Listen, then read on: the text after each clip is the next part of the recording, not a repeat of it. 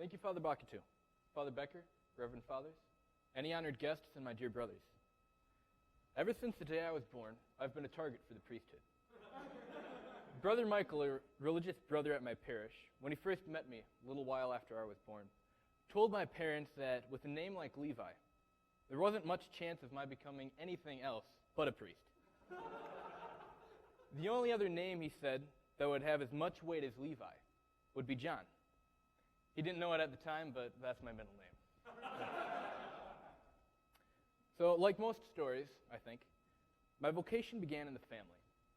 Early on, I became habituated to praying the rosary daily, studying the faith, and going to Mass. So much of our daily and weekly structure as a family was centered on the faith. The first time I started thinking about the priesthood was sometime in grade school. I had a lot of peace even at that early age in the thought, and believed that there was nothing I could do more fulfilling with my life. I'm not sure where this inspiration came from exactly, but I have an idea that it was encouraged, if not sourced, by three things. The first was the lives of the saints. Some of the first books I read were about these lives, about these holy saints. Their example of heroic virtue and of a life well fulfilled gave me the thought that sainthood was within my reach, was something I could attain. Their example showed that sainthood was the only life worth anything. The second thing that facilitated my consideration of the priesthood was my frequent assistance at the altar. Because I come from a small parish, the supply of servers for Mass was always very limited. It was not uncommon for me and my brothers to serve at Sunday Mass for several weeks in a row. I became so comfortable on the altar that I felt that was my place rather than the pew. The third thing was my relationship that I had begun to seek out with God in prayer. It began with my mother's invitation to take the nighttime prayers that my family prayed and pray them on my own.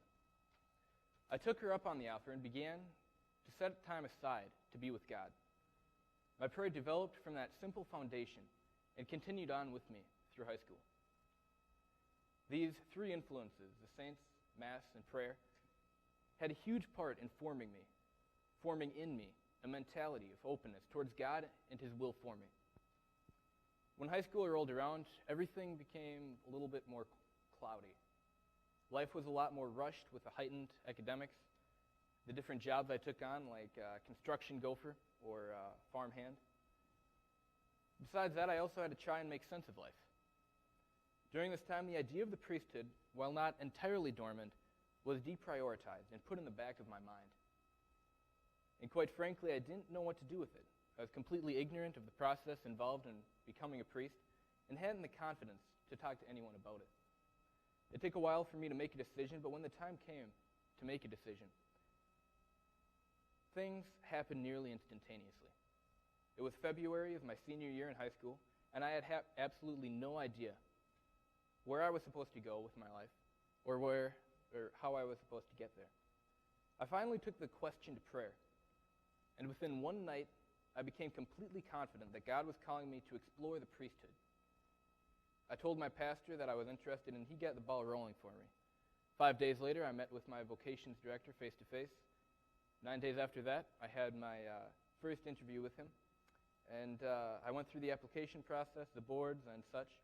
And 5 months later, I came here, SJV, and I haven't regretted it since. So, praise be Jesus Christ.